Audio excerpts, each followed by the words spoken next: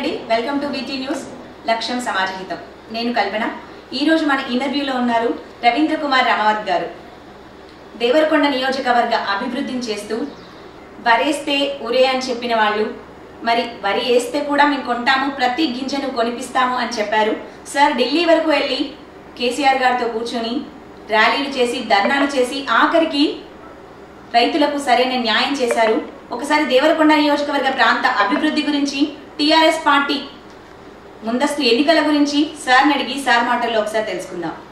నమస్తే sir. Nalgonda TRS అధ్యక్షులుగా ఎన్నికైన తర్వాత మీ వంతు బాధ్యత ఏమైనా పెరిగిందా సార్? తప్పకుండా. ఎందుకంటే తెలంగాణ రాష్ట్రంలోనే నల్గొండ జిల్లా చాలా పెద్ద జిల్లా. మామూలుగా తెలంగాణ రాష్ట్రంలో గౌరవ ముఖ్యమంత్రి కేసీఆర్ గారికి కొత్త వాళ్ళను ప్రోత్సహించాలి, యువకులను ప్రోత్సహించాలి. అందులో ప్రధానంగా నల్గొండ జిల్లా లాంటి జిల్లాకు జిల్లా పార్టీ అధ్యక్షుడిగా నన్ను ఎంపిక చేయడానికి కారణం ప్రధానంగా అక్కడ గిరిజనుల పర్సెంటేజ్ కూడా ఎక్కువ ఉన్నది. దాంతోపాటు 3 పర్యాయాలు నేను శాసనసభ్యుడిగా పనిచేసిన అనుభవం ఉన్నది.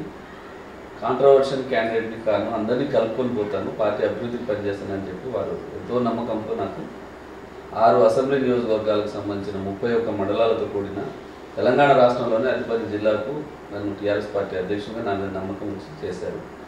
తప్పకుండా నేను కూడా అన్ని నియోజకవర్గాల్లో మా శాసనసభ్యులు, ఒక్క నియోజకవర్గం తప్ప మిగతా అన్ని నియోజకవర్గాల్లో మా పార్టీ శాసనసభ్యులు వారందరినీ కూడా సమన్వయం చేస్తూ పార్టీ అభివృద్ధి కొరకు పాటుపడతాం. రేపు రానున్న ఎన్నికల్లో నల్గొండ జిల్లాలోని 6 నియోజకవర్గాల్లో 6 నేను గెలిచేటట్టుగా ముందస్తు ఎన్నికల వ్యూహం అంటే దేనికోసం సార్? ముందస్తు అనేది ఏం లేదమ్మా. కేసీఆర్ గారు చాలాసార్లు చెప్పారు, లేదు ఎన్నికలు ఏ సమయానికి రావాలో అప్పుడే వస్తాయి తప్ప ముందస్తు అనేది ముచ్చటలేదు. ఎందుకంటే మాకు ఇప్పుడిప్పుడే 2 సంవత్సరాలు కరోనా వైరస్ మహమ్మారి వల్ల రాష్ట్ర ప్రభుత్వ పనులు, అభివృద్ధి పనులన్నీ కూడా బాగా కుంటుపడిపోయినాయి. కాబట్టి ఇంకా సమయం కావాల్సి ఉన్నది. కొన్ని కొత్త పథకాలు ఇప్పుడిప్పుడే ప్రారంభమైంది, అవన్నీ కూడా గ్రౌండ్ కావాలి, ప్రజల్లోకి వెళ్ళాలి. కాబట్టి ముందస్తు అనేది ఏమీ ఉండకపోవచ్చు. నుంచి రాహుల్ గాంధీ పర్యటనకు మొదలు టీఆర్ఎస్ ప్రభుత్వంలో కూడా కేటీఆర్ గారు, హరీష్ రావు గారు, టీఆర్ఎస్ లో కూడా పాదయాత్రలు ఇలా అన్ని జరుగుతూనే ఉన్నాయి సార్. అసలు ఇంత హీట్ అవ్వడానికి కారణాలు ఏంటంటారు? ఎన్నికలు వచ్చినప్పుడు మామూలుగా రాజకీయ పార్టీల నాయకులు చేసి హడావుడింది. రాహుల్ గాంధీ వచ్చిన బండి సంజయ్ పాదయాత్ర చేసిన, ఇంకోవైపున షర్మిల పాదయాత్ర చేసిన, ఏం జరుగుతుంది అనేది తెలంగాణ ప్రజలందరూ కూడా తెలుసు. వీళ్ళని ఎవ్వరిని కూడా తెలంగాణ ప్రజలు నమ్మరు. రాహుల్ గాంధీ ఈరోజు తెలంగాణ రాష్ట్రం రాకపోవడానికి ఇన్ని రోజులు ఏది ఆలస్యం కావడానికి ప్రధాన కారణం కాంగ్రెస్ పార్టీ. 1300కు పైగా ఇక్కడ అమరులైన తర్వాత తెలంగాణ రాష్ట్రం వచ్చింది. తెలంగాణ రాష్ట్రాన్ని సాధించే సందర్భంలో కేసీఆర్ గారి యొక్క పాత్ర ఏందనేది తెలంగాణ రాష్ట్ర ప్రజానికానికి అంతా తెలుసు. తెలంగాణ వచ్చిన తర్వాత ఈ 8 సంవత్సరాల కాలంగా తెలంగాణ ప్రజల్ని కాపాడుకోవడానికి, తెలంగాణ రైతాంగాన్ని కాపాడుకోవడానికి, తెలంగాణ కులవృత్తుల్ని కాపాడుకోవడానికి, ఇక్కడ జరుగుతూ ఉన్న అభివృద్ధి సంక్షేమ కార్యక్రమాలు ఏ విధంగా ఉన్నాయనేది తెలంగాణ ప్రజలందరికీ కేసీఆర్ గారితో అది సాధ్యం అనేది అందరికీ కూడా తెలుసు. కాబట్టి రానున్న రోజుల్లో వారికి అసలు సింగిల్ డిజిట్ సీట్లు కూడా వచ్చే పరిస్థితులు లేవు.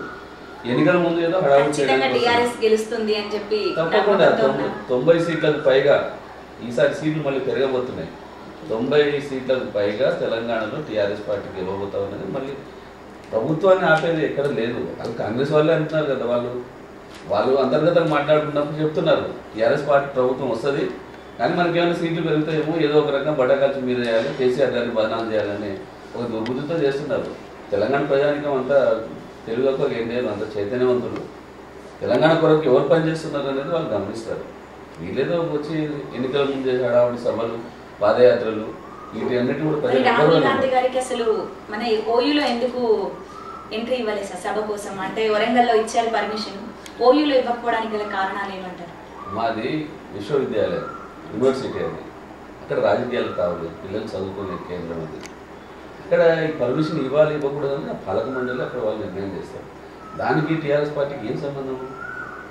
అట్లా ఉండదు కదా. చదువుకునే పిల్లల దగ్గర పోయి రాజకీయాలు చేస్తాము, యూనివర్సిటీలో పోయి రాజకీయాలు చేస్తాము. ఆయన చెప్పదలుచుకుని ఏం చెప్తాడు ఆయన? యూనివర్సిటీలో ఎంతమంది చనిపోయారు తెలంగాణ ఉద్యమంలో? అప్పుడు ఆ చావు కారణాలు ఎవరు? అప్పుడు కాంగ్రెస్ పార్టీ కదా. ఇదే రాహుల్ గాంధీ సోనియా గాంధీ గారు కదా ఉన్నది. మరి ఆ రోజు ఇంతమంది విద్యార్థులు చనిపోయినాడు, ఎందుకు రాలేదు? ఇప్పుడు ఎందుకు వస్తున్నారు వాళ్ళు? అది తప్పది. విద్యార్థులు, విశ్వవిద్యాలయాలు రాజకీయాలకు నిలవ కాకూడదు ఎప్పుడు కూడా. వాళ్ళ పనులు వాళ్ళు చేయాలి, మన పనులు మనం చేయాలి. ఆల్రెడీ టీఆర్ఎస్ ప్రభుత్వం ఢిల్లీకి వెళ్ళి ప్రతి గింజని మేము కొనిపిస్తాం కేంద్రంతో, మీరు రైతులు ఆత్మహత్యలు చేసుకోవాల్సిన అవసరం లేదు అని చెప్పి మన ఢిల్లీ వరకు వెళ్ళి కేసీఆర్ గారు ధర్నా చేసి ర్యాలీలు చేసి ప్రతి గింజని రైతులతో కొనిపించారు సార్. కొనిపించిన తర్వాత మరి ఇప్పటికీ రైతులు ఒక సందిగ్ధంలో ఉన్నారు. వరి వెయ్యాలా, వేస్తే ఏమవుతుంది, వేస్తే ఉరి అవుతుందా, మరి నెక్స్ట్ ఏంటి, వేస్తే బాగుంటుందా, ఒక సందిగ్ధంలో అయితే రైతులు ఉన్నారు సార్. సందిగ్ధం అంటే ఇప్పుడు ఆహార భద్రత చట్టం అనేది కేంద్ర ప్రభుత్వ పరిధిలో ఉన్నది. ఎఫ్సిఐ అనేది కేంద్ర ప్రభుత్వ పరిధిలో ఉన్నది. ఏ రాష్ట్ర ప్రభుత్వాలైనా సరే, ఏ రాష్ట్రంలో ఉండే రైతులైనా సరే వారి వారి భూములకు అనుగుణంగా, అక్కడ ఉండే వాతావరణానికి అనుగుణంగా పంటలు వేసుకునే అవకాశం ఉంటుంది. ఏ పంట వేసినా కేంద్ర ప్రభుత్వం కొనుగోలు చేసే మన ఉమ్మడి జాబితాలోని కేంద్ర ప్రభుత్వానికి ఇచ్చిన అది హక్కు, వాళ్ళు కొనాలి. కానీ తెలంగాణలో కేసీఆర్ గారిని ఏదో ఒక రకంగా రాజకీయంగా ఇబ్బంది పెట్టాలి. కేసీఆర్ గారిని రైతుల నుండి దూరం చేయాలి. ఏం చేయాలి? ఇప్పుడు పండిన పంటను మేము కొనకపోతే రైతులందరూ కూడా రాష్ట్ర ప్రభుత్వం మీద తిరగబడతారు. తద్వారా రాజకీయ లబ్ధి పొందాలని బీజేపీ వాళ్ళు చేస్తే ఒక పరిమాణం కుట్రాలి. అది రైతులతో చెలగాటమాడుతున్నారు. ఆ రోజు తెలంగాణలో ఇక్కడున్న పరిస్థితుల్లో దొడ్డోట్లు వేస్తారు. దాని తర్వాత మరి ఎండాకాలం యాసంగి పంటలో కొంత నూకల పర్సెంటేజ్ ఎక్కువ వస్తుంది కాబట్టి మేము బాయిల్ రైస్ కొన్నాము, రా రైస్ కొంటామంటారు. ఇప్పుడు రా రైస్ వేస్తామంటున్నాం కదా, అది కూడా కొనాలి కదా. మరి అది కొనక ఇది చేయక కావాలనే ఒక దురుద్దేశంతో చేస్తూ ఉన్న ప్రయత్నం తప్ప వేరే ఉద్దేశం కాదు. కానీ ముఖ్యమంత్రి కేసీఆర్ గారు రైతులు వదులుకోడు కదా. నేను ఎంతో నష్టమైనా సరే ఈ ప్రభుత్వం, కానీ రైతులను కాపాడుకుంటాం తప్పకుండా. ఏ ఒక్క రైతు కూడా ఇబ్బంది పెట్టాం. ఎందుకంటే ఇప్పటికే రైతులకు సంబంధించిన 24 గంటల ఉచిత నాణ్యమైన కరెంటు భారతదేశంలో ఏ రాష్ట్రంలో ఇవ్వట్లేదు. ఈ తెలంగాణ రాష్ట్రంలో ఒక్కరే ముఖ్యమంత్రి కేసీఆర్ గారు ఇస్తున్నారు. అదేవిధంగా రైతులకు రుణాలు మాఫీ 75% ఇప్పటివరకు చేసినాం. పోయిన టైంలో మొత్తం ₹1,00,000 వరకు చేసినాం. మళ్ళీ కొత్త అప్పుల కొరకు బయట వడ్డీ వ్యాపారులు కానీ బ్యాంకుల చుట్టూ తిరుగుతుందని చెప్పి సంవత్సరానికి రైతు బంధు కింద ఎకరానికి ₹10,000 ఇస్తున్నాం. ఇవన్నీ పథకాలు పెట్టడం వల్ల రాష్ట్రం అప్పుల్లో కూరుకుపోయిందని చెప్పేసి బీజేపీ ప్రత్యర్థి పార్టీలన్నీ అంటున్నారు సార్. అది ఎంతవరకు నిజం సార్? ఎవరు చెప్తున్నారు? అది తెలంగాణ రాష్ట్రం అప్పుల కూరుకుపోయిందని ఎవరు చెప్తున్నారు? బీజేపీ పరిపాలన చేసే రాష్ట్రాలలో పోయి చూస్తే తెలుస్తుంది. వాళ్ళు ఏమీ చేయరు, చేసే వాళ్ళని చేయలేరు. ఇంత మంచి స్కీములు రైతుల కంటే గొప్ప పనులు ఇంకేం పనులు ఉంటాయి? రైతులకు సహాయం చేయడం అది అప్పులో రాష్ట్ర ప్రభుత్వం కోరుకోవడానికి అవకాశం ఉన్నది. అనవసరమైన ఖర్చులు కావు కదా. రైతులను కాపాడుకోవాలి, రైతు ఆత్మహత్యలను తగ్గించాలి. రైతులకు ఎంత చేసినా తక్కువే. మరి అది చేస్తూ ఉంటే వాళ్ళకు రైతులందరూ కూడా టీఆర్ఎస్ పార్టీ వైపున ఉన్నారనే ఒక బాధ వాళ్ళకు ఉన్నది. అంతే తప్ప అన్ని అందుకోసమే రైతు సంఘర్షణ సభను పెట్టారంటారా? టీఆర్ఎస్ పార్టీకి ఎక్కువ మద్దతు ఉంది రైతుల నుండి, మాకు లేదు, మా పార్టీ ఎక్కడ రాదో నెక్స్ట్ వచ్చే ఎలక్షన్స్ లో అని చెప్పేసి దానికోసం ఈ సభలు మహాసభలు అవుతున్నాయి. మా కల్పన గారు ఇప్పుడు ఒక మాట, తెలంగాణ రాష్ట్రంలో 100% రైతులు ఎవరు చెప్పినా చెప్పకపోయినా టీఆర్ఎస్ పార్టీ కార్మికులకు ఓటేస్తారు. ఎందుకంటే భారతదేశంలో కాదు ప్రపంచంలో ఎవరు చేయలేదు. రైతులకు ఇన్ని కార్యక్రమాలు చేసిన వాళ్ళు, రైతు బంధు, రైతు బీమా, 24 గంటలు కరెంటు, ప్రాజెక్టు, చెక్ డ్యాములు, సాగునీరు ఎంత అభివృద్ధి జరిగింది. రైతులకు సంబంధించిన ఎన్ని కార్యక్రమాలు చేసినాము, ధాన్యం కొనుగోలు కేంద్రాలు, ఇవన్నీ కూడా చేసినాం కదా. రైతుల నుంచి కేసీఆర్ గారిని ఎవరు విడదీయలేరు. అందుకనే రైతుల్ని ఏదో ఒక రకంగా అబద్ధ ప్రచారం చెప్పాలి, నాకు మాయమాటలు చెప్పాలి, కేసీఆర్ గారిని ఏదో ఇబ్బంది పెట్టాలని చెప్పి వాళ్ళ యొక్క సభలు పెడుతున్నారు. ఈ కాంగ్రెస్ పార్టీ వాళ్ళు ఏం చేసినని ఈ సభ పెడుతున్నారు? రైతు సంఘర్షణ సభ అని దేనికి పెడుతున్నారు? వాళ్ళు గతంలో వాళ్ళే కదా పరిపాలకులు. మరి వారి పరిపాలనలో ప్రతి సంవత్సరం ఎన్ని రైతు ఆత్మహత్యలు జరిగేవి? కరెంటు లేకుండా శాసనసభలో ఎంత గొడవలు జరిగేవి? మేము గ్రామాలలో పోతే మంచినీళ్ళు లేక ఊళ్ళలో రానియకుండా బిందెలు అడ్డం పెట్టి ఎమ్మెల్యేలకు అడ్డం కూర్చున్న పరిస్థితులు ఏ ప్రభుత్వంలో జరిగినాయి? ట్రాన్స్ఫార్మర్లు కాలిపోయి, స్టార్టర్లు పేలిపోయి, పారిన పడే పారి, మోటార్లు కాలిపోయి రైతులు గోస తీసిరు కదా.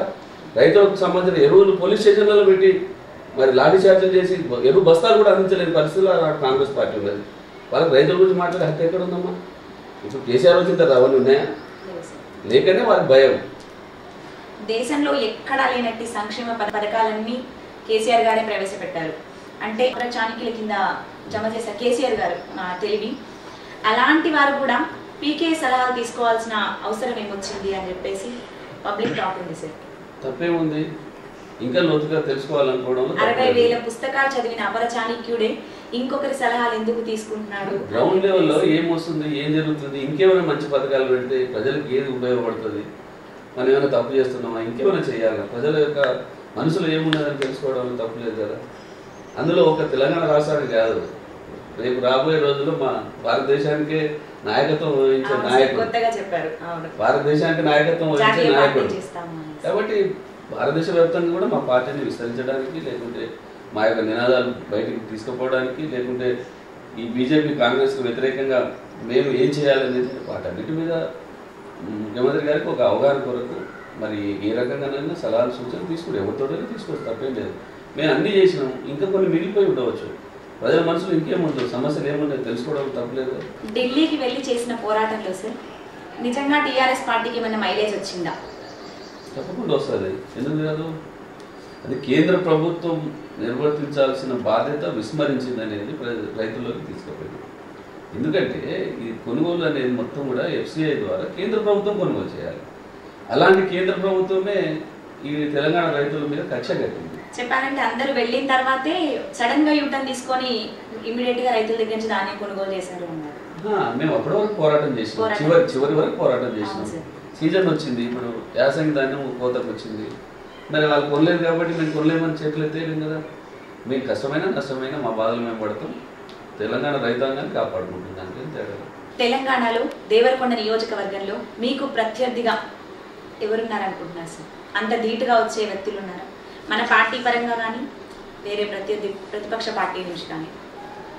నెక్స్ట్ వచ్చే ఎలక్షన్స్లో దేవరకొండ నియోజకవర్గంలో పోయినసారి ఎన్నికల్లో ఉమ్మడి నల్గొండ జిల్లాలోనే అత్యధికమైన మెజార్టీ నాది. 12 నియోజకవర్గాల్లో అత్యధికమైన 39,000 ఓట్ల మెజార్టీతో నేను గెలిచాను. ఇప్పుడు కూడా ఈ 5 సంవత్సరాలు, అంటే ఇప్పటికి 4 సంవత్సరాలు పూర్తయింది, ప్రతిరోజు ప్రజల్లో ఉంటుంది. ప్రజల సమస్యలు నాకు తెలుసు. ఒక గ్రామ స్థాయి నుంచి వచ్చిన నాయకుడు నేను. 2 పర్యాయాలు గ్రామ సర్పంచ్ పనిచేసిన, ఊళ్ళో ఏం సమస్యలు ఉంటాయో నాకు తెలుసు. ప్రజలతో మమేకమై ఉంటారు. నాకు ప్రత్యర్థి పార్టీల వాళ్ళు ఎవరుంటారు ఏంటంటే ఎవరున్నా నాకేం కాదు, ఎవరున్నా ఏం కాదు. కేసీఆర్ గారి యొక్క ఆశీర్వాదం, కేసీఆర్ గారు మా ప్రభుత్వం చేసిన సంక్షేమ అభివృద్ధి కార్యక్రమాలు అవి దేవరకొండ నియోజకవర్గ ప్రజలకు కరెక్ట్గా కనెక్ట్ అయ్యాయి. అది కళ్యాణ లక్ష్మి కావచ్చు, షాదీ ముబారక్ కావచ్చు, ఆసరా పెన్షన్లు కావచ్చు, మిషన్ భగీరథ కావచ్చు, లేకుంటే రైతులకు సంబంధించిన రైతు బంధు, రైతు బీమా, ఈ అన్ని స్కీములలో అత్యధికంగా లబ్ధి పొందింది దేవరకొండ నియోజకవర్గ ప్రజలు.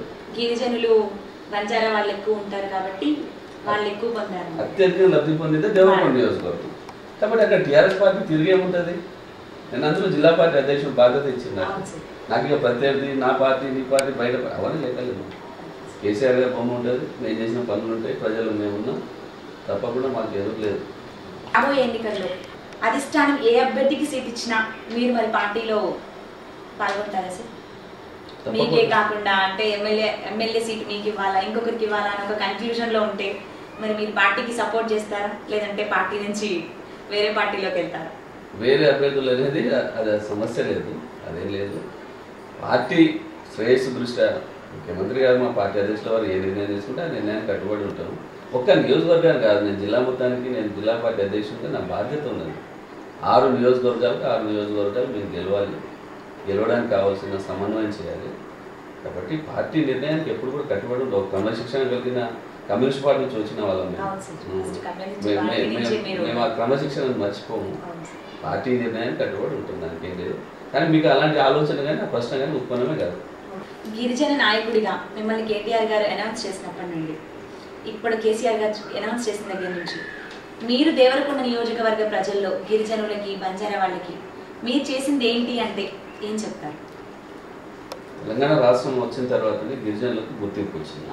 ఒక్క దేవరకొండకే కాదు, ప్రధానంగా గిరిజన తాండాలు 3180 తాండాలు గూడాలు ఈరోజు ప్రత్యేక గ్రామ పంచాయతీలుగా ఏర్పాటైనాయంటే బికాజ్ ఆఫ్ తెలంగాణ రాష్ట్రం ముఖ్యమంత్రి కేసీఆర్ గారు. అదేవిధంగా మిషన్ భగీరథ ద్వారా అత్యధికంగా మంచినీటి సమస్యతో ఎప్పుడైతే ఏజెన్సీ కానీ లేకుండా మారుమూల తాండాలు ఉంటాయో, తాగడానికి నీరు లేదు పరిస్థితుల్లో ఉన్న గిరిజన తాండాలకు స్వచ్ఛమైన త్రాగునీరు అందించింది తెలంగాణ రాష్ట్ర ప్రభుత్వం. దాంతోపాటు 3 ఫేజ్ కరెంట్ దాదాపుగా 3000 గ్రామాల తండాలకు సంబంధించి ఇప్పటి వరకు అప్పటి వరకు కొన్ని తండాల్లో వెలుగు అనేది చూడలేవారు, కరెంటు వెలుగు అనేది చూడలేదు. అలాంటి తండాలలో కూడా 3 ఫేజ్ కరెంటు చిన్న చిన్న పరిశ్రమలు పెట్టుకోవడానికి, నిరుద్యోగ యువకులకు సంబంధించిన వారికి ఏదైనా పరిశ్రమలు పెట్టుకోవడానికి 3 ఫేజ్ కరెంటును ఇచ్చింది తెలంగాణ రాష్ట్ర ప్రభుత్వం. దాంతోపాటు ఈరోజు 3180 మంది సర్పంచులు మా గ్రామ తండాలలో వాళ్ళే పరిపాలన చేస్తున్నారు. ఇలా చేయడం వల్ల ఏమైందంటే ప్రతి తండాలో గ్రామ పంచాయతీ కావడం వల్ల ప్రతి తండాకు ఆ గ్రామ పంచాయతీ భవనానికి ఇప్పుడు 25 లక్షల రూపాయలు మంజూరు చేసింది. ప్రతి నెల ప్రభుత్వం ఇచ్చే గ్రామ పంచాయతీ నిధులు ఆ గ్రామాలకు చేరుతున్నాయి. రెండవది ప్రతి గ్రామంలో ట్యాంకర్ ఉంది, ట్రాక్టర్ ఉంది, ట్రాలీ ఉంది, పల్లె ప్రకృతి వనం ఉన్నది, శ్మశాన వాటికలు ఉన్నాయి, డంపింగ్ యార్డ్స్ ఉన్నాయి. ఇవన్నీ కూడా ప్రతి తాండాలో మరి ఈరోజు అభివృద్ధి అవపడుతుంది. ఎల్ఈడి బల్బులతో ప్రతి తాండా దగదలాడుతుంది. ఇంతకుముందు ఒక గ్రామానికి హ్యామ్లెట్గా ఉండేది తాండాలు ఉండడం వల్ల ఏదైనా అభివృద్ధి నిధులు వచ్చినప్పుడు ఆ గ్రామం వరకు ఖర్చు చేసుకునేవారు, హ్యామ్లెట్ తాండాలను విస్మరించేవారు.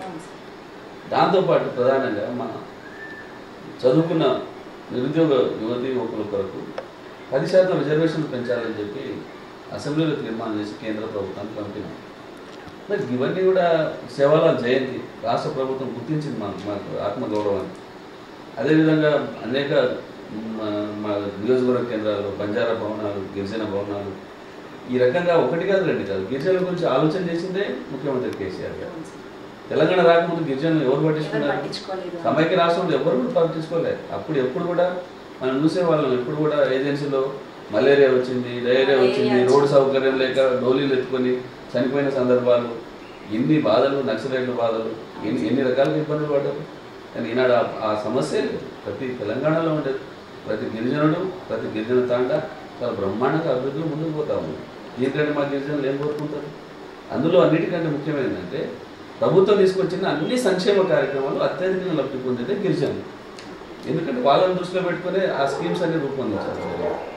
కళ్యాణ లక్ష్మి ఎట్లా వచ్చింది మనందరూ కూడా తెలుసు కదా. ముఖ్యమంత్రి గారి యొక్క స్వయం అనుభవం, వరంగల్లో ఎక్కడో తండాలో ఇల్లు కాలిపోయి వాళ్ళు ఏడుస్తూ ఉంటే పెళ్ళికి వచ్చిన అమ్మాయి పెళ్లి చేయలేకపోయిన డబ్బులు, వస్తువులన్నీ కాలిపోయినాయంటే ఆయన అప్పుడు వచ్చింది ఆయన మనసులో ఈ కళ్యాణ లక్ష్మి ప్రవేశపెట్టారు. కానీ ఇలాంటివన్నీ కూడా అత్యధికంగా ఎవరు లబ్ధి పొందుతున్నారు? ఈ స్కీమ్స్ అన్నీ కూడా ఎక్కువ లబ్ధి పొందితే మాకు గిరిజనులు ఎవరు గిరిజనులు అందరూ కూడా సంతోషంగా ఉంది. దళిత గిరిజన మహిళల గురించి, బాలికల పైన, మహిళల పైన జరుగుతున్న దాడుల గురించి, జరిగిన కొన్ని సందర్భాలలో కొన్ని జరిగేసి లాస్ట్ 1 year 2 years బ్యాక్ అందరూ వచ్చి కలిసేసి వెళ్ళిపోయారు, ప్రతిపక్ష పార్టీ నేతలు అందరూ అనేసి. బట్ ఆ టైంకి దేవరకొండ నియోజకవర్గం నుంచి వలసవాదులు ఎక్కువ ఉన్నారు. హైదరాబాద్, బీహార్ అని చెప్పేసి మహారాష్ట్ర ఎక్కువ వలసవాదులు మన దేవరకొండ నుంచే వెళ్తున్నారు.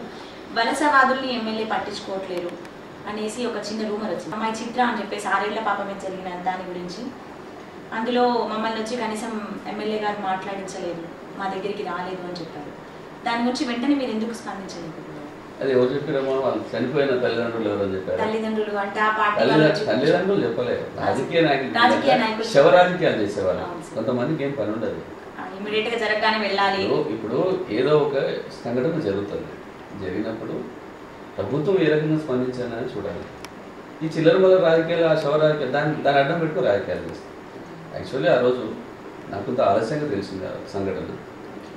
నేను వెళ్ళేలోపే అక్కడే రాజకీయం చేసిన. అప్పటికే అక్కడ ఉండే వాళ్ళు కావాలనే, ఇతర పార్టీల వాళ్ళు కావాలని దాన్ని ఒక రాజకీయ ఇష్యూగా సృష్టించినారు. సరే, దాని తర్వాత ఎప్పుడు పోదామని ప్రయత్నం చేసినా అక్కడ ఉండే పరిస్థితులు అనుకూలించలేదు.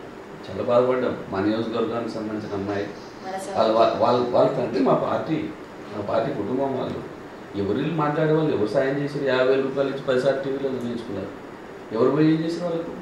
నేను మాట్లాడిన ముఖ్యమంత్రి గారితో 20 లక్షల రూపాయలు నేను వాళ్ళకి అందించేటట్టు చేశాను. ఇల్లు వాళ్ళకి ఇచ్చేటట్టు మాట్లాడాను. కేసీఆర్ గారితో నేను మాట్లాడాను. స్వయంగా మేము ప్రచారం అవసరం లేదు. ఆ కుటుంబానికి తెలుసు నేనేందని. మా ఇంటికి పిలిపించుకోండి స్వయంగా. నా సొంతం 6 లక్షల రూపాయలు ఆర్థిక సహకారం అందించి మా ఇంట్లో భోజనం పెట్టి కూర్చొని మాట్లాడి పంపించినాను. వాళ్ళకి కావాల్సిన కార్యక్రమాలు మేము చేసినాం. వీళ్ళు టీవీలు, పేపర్లు, రోడ్ల మీద షోపుటప్పులు చేసేది ఎవరు? వాళ్ళు అవసరం లేదు మాకు, అంత ప్రచారం అవసరం కాదు. మాకు అక్కడ జరిగిన సంఘటన ఏంది, బాధ ఏంది, ఆ బాధను మనము ఏ రకంగా కుటుంబాన్ని ఆదుకోవాలి, కానీ దాన్ని మరింత ప్రచారం చేసి వాళ్ళని క్షోభలోకి పెట్టారు, క్షోభపడ్డట్టు చేసి ఏం రాజకీయాలు చేస్తారు, చిల్లర రాజకీయాలు. ఆ తర్వాత ఎవరైతే ఆ నిందితుడు ఉండో ఏమైందని తెలుసుగా మనందరికీ. అది పని చేసే వాళ్ళు కావాలి, కానీ వీళ్ళలాగా ఉంటే ప్రచారం డాంకాలు రోజుకొకటి పోలు ఒక షో, అదొక రాజకీయం, దానికి ఇది ప్రచారం. రోజు ఎంతమంది ఏం చేయగలుగుతారు, ఎవరైనా ఏమైనా చేశారా? ఆ కుటుంబాన్ని ఆదుకోవడానికి చేసిన ప్రయత్నం నేను మా గిరిజన సంక్షేమ శాఖ మంత్రి సత్యవతి రాథోడ్ గారు మేము ఏం మాట్లాడామో ఏం చేసామో ఆ కుటుంబాన్ని ఆదుకోవడానికి కావాల్సిన కార్యక్రమం మేము చేసినాం. సొంతంగా మేము డబ్బులు ఇచ్చి సహకారం అందించినాం. వాళ్ళు మా ఇంటికి పిలిపించుకొని మా ఇంట్లో భోజనం చేయించి పంపించినాను. అంత బాధలో ఉన్నా అంటే మేమేమంటున్నామంటే ఏదో అధికార పార్టీ మీద బట్టకల్సి మీద వేయాలి, ఎమ్మెల్యేలు ఎవరన్నా పోదామంటే మా శవయాత్రలు చేసినప్పటికీ మమ్మల్ని అక్కడికి వస్తే ఏదో ఒక గందరగోళం చేయాలని ఒక ఆలోచన చేసినాం. ఇలాంటి చిల్లర రాజకీయాలకు మాకు సంబంధం లేదు. ఇక్కడ జరిగిన సంఘటన ఏంది, అది దురదృష్టకరం, ఎవరిని కూడా దాన్ని రక్షించేది కాదు. కానీ జరిగినప్పుడు ఆ కుటుంబాన్ని ఏ రకంగా ఆదుకోవాలని ఆలోచన చేయాలి తప్ప దాన్ని మనం ప్రచారంగా వాడుకోవద్దు, రాజకీయంగా వాడుకోవద్దు. అది మంచిది కాదు. ఇది అంతా కొత్త విషయాలు లెక్క కొట్లాడుతున్నారు అంత. ఏది వాళ్ళు ఎవరు రాజకీయాలు ఉన్నవాళ్ళు? నేను 3 సార్లు శాసనసభ్యులు, నాకు ఆ మాత్రం బాధ్యత లేదా, తెలియదా ఆ కుటుంబాన్ని ఏ రకంగా జరిగింది ఏంటి అని అందరికీ తెలుసు. విజన్ వెళ్ళిన ప్రతిపక్ష పార్టీ వాళ్ళు వెళ్ళి మేమే బుజ్జగిచ్చాము, మాకే తెలుసు, బాధ మేమే తీసుకున్నాం. మీరు ఇంత చేసింది మాత్రం ఇప్పటివరకు ఎవరికి పబ్లిక్ లో తెలియలేదు. ఫస్ట్ టైం మీరు మాకు చెప్పారనుకుంటా. ప్రచారం అక్కర్లేదు, నాకు ప్రచారం అవసరం లేదు. ఆ కుటుంబానికి కావాల్సిన డబుల్ బెడ్రూమ్ ఇళ్ళ గురించి మాట్లాడాను, వాళ్ళ బాబు మళ్ళీ చదువు గురించి మాట్లాడాను. వారికి 20 లక్షల రూపాయలు ప్రభుత్వ పరంగా సహాయం అందడానికి ప్రధాన కారణం రవీంద్ర కుమార్ ఎమ్మెల్యే. అది వాళ్ళ కుటుంబానికి తెలుసు, మా గ్రామ ప్రజలకు తెలుసు. ఇక్కడ ఉండి బయట నుంచి వచ్చే పనిమాల రాజకీయాలు చేసే వాళ్ళకి నేను చెప్పాల్సిన అవసరం లేదు. నేను ప్రచారానికి చాలా దూరం ఉంటాను. కాంట్రవర్సీ లేదు, పంచాయతీలు వద్దు, గొడవలు వద్దు. మనం అభివృద్ధి ప్రజల్లో ఉండాలి, సమస్య ఏమైనా చేతనికి పరిష్కారం చేయాలి. లేదు అంటే వారికి ఇది జరగదని చెప్తాం అంతే తప్ప వీటిలాగా ఈ పనిమాల రాజకీయాలు నా వల్ల కాదు. టీఆర్ఎస్ పార్టీ నుంచి ఇంకేమైనా కోరుకుంటున్నారా? కేటీఆర్ గారు ఒక సభలో చెప్పారు సార్, ఈ దేవరకొండ నియోజకవర్గానికి నిధులు ఇవ్వకపోయినా చేసేస్తారు, మరి ఇవ్వాలా వద్దా అని చెప్పేసి ఒక స్టేజ్ మీద చెప్పారు. అంటే ఇవ్వకపోయినా మరి చేశారా, లేదంటే మీకు పార్టీ సపోర్ట్ చేసిందా? దేవరకొండ నియోజకవర్గంలో ఈ 8 సంవత్సరాల కాలం టీఆర్ఎస్ ప్రభుత్వం వచ్చిన తర్వాత జరిగిన అభివృద్ధి కార్యక్రమాలు కళ్ళకి కొట్టొచ్చినట్టు కనబడుతుంది. ఎందుకంటే మా దగ్గర ఈ రోడ్ల వ్యవస్థ చాలా అస్తవ్యస్తంగా ఉంది. పోయిన పర్యాయమే కొన్ని 100 కోట్ల రూపాయలు తీసుకొచ్చి ప్రతి గ్రామానికి ప్రతి తాండాకు రోడ్ల సౌకర్యం కల్పించాం. దేవరకొండ నుంచి మిర్యాలగూడ వరకు వేసారు సార్. నేషనల్ హైవే చాలా బ్రహ్మాండంగా వేసాం. దాని తర్వాత ప్రధానంగా మాకు సాగునీటి సమస్య దేవరకొండ ప్రాంతంలో ఉంది. ఫ్లోరోసిస్తో బాధపడుతూ ఉన్నాం, మునుగోడుతో పాటు దేవరకొండ కూడా. అలాంటి దగ్గర 6,300 కోట్ల రూపాయలతో డిండి ఎత్తిపోతల పథకానికి ఈ ప్రభుత్వం వచ్చిన తర్వాత శాంక్షన్ ఇచ్చింది. మా కళ్ళ ముందు అవపడ్డట్టుగా పనులు కూడా జరుగుతున్నాయి. రిజర్వాయర్గా ఆ డిండి లిఫ్ట్లో సంబంధించిన రిజర్వాయర్లు సింగరాజుపల్లి కానీ, గొట్టిముక్కలు కానీ, చింతపల్లి కానీ, కృష్ణాయనపల్లి కానీ, శివనగూడెం కానీ, ఈ రిజర్వాయర్లన్నీ కూడా దాదాపు 80 to 90% పనులు అయిపోయింది. ఇప్పుడు ఏమైనా మనకు అక్కడి నుంచి శ్రీశైలం బ్యాక్ వాటర్ నుంచి పెరాలతోటి లింక్ కలిపితే రానున్న 1 సంవత్సర కాలంలో మొన్న బడ్జెట్లో కూడా గౌరవ ముఖ్యమంత్రి గారు చెప్పినట్టుగా 1 సంవత్సరం ఓపిక పడితే దేవరకొండ నియోజకవర్గం మొత్తం కూడా మిర్యాలగూడ ప్రాంతం లేక కాలువల ద్వారా నీళ్ళు వచ్చి సస్యశ్యామలమైన గొప్ప అవకాశం దేవరకొండ నియోజకవర్గ ప్రజలకు కలిగిందంటే అది టీఆర్ఎస్ పార్టీ ప్రభుత్వం, ముఖ్యమంత్రి కేసీఆర్ గారి యొక్క చలవ. దాంతోపాటు నాగార్జున సాగర్ ప్రాజెక్టు కట్టినప్పుడు ముంపునకు గురైన రీహాబిలిటేటెడ్ గ్రామాలు నల్లమల ఫారెస్ట్లో గుట్టల మీద అనేక గ్రామాలు, మా చందంపేట కానీ, నేరడగొమ్మ కానీ, పియ్యపల్లిలో కొన్ని గ్రామాలు కానీ, ఇవన్నీ కూడా పుట్టగొట్టి చెల్లా చెదరైన గ్రామాలు, R&R గ్రామాలు. వాటన్నిటి కూడా అప్పర్ ప్లాట్ మీద మరి నీళ్లు కావాలి, సాగునీరు కావాలి. ఎలా అని ఆలోచన చేసినప్పుడు నాగార్జున సాగర్ బ్యాక్ వాటర్ నుంచి ఒక 5 కొత్త లిఫ్టులను మంజూరు చేయించుకున్నాం 600 కోట్ల రూపాయలతో. దానికి సంబంధించిన పనులు కూడా ఇప్పుడు ప్రారంభమైంది. అంటే అప్పర్ ప్లాట్ ఏరియాలో ఉండే వారికి కూడా దాదాపుగా 30,000 ఎకరాలకు పైగా సాగునీరు అందించడానికి కావాల్సిన 5 లిఫ్టులు 600 కోట్ల రూపాయలకు మంజూరయ్యాయి. అంటే ఆ లిఫ్టులు, ఈ డిండి లిఫ్టు, ఇవన్నీ సాగునీరు ఒకవైపున, రెండో వైపున ఈ రోడ్లు, ఇంకొక వైపున విద్యలో కూడా గురుకుల పాఠశాలలు ఎన్ని వచ్చింది దేవరకొండ నియోజకవర్గానికి. ఈరోజు బీసీ గురుకుల పాఠశాల, మైనారిటీ గురుకుల పాఠశాల, ఎస్సీలకు 2 గురుకుల పాఠశాలలు, ఎస్టీలకు 2 గురుకుల పాఠశాలలు. ప్రత్యేకంగా దేవరకొండ ప్రాంతంలో గిరిజనులు అత్యధికంగా ఉన్నారని చెప్పి మహిళా రెసిడెన్షియల్ డిగ్రీ కళాశాలను కూడా మంజూరు చేయించింది. రాష్ట్రంలో ఫస్ట్ అది వచ్చిన తర్వాత మిగతా జిల్లాల్లో ఇంకో 22 ఇచ్చారు.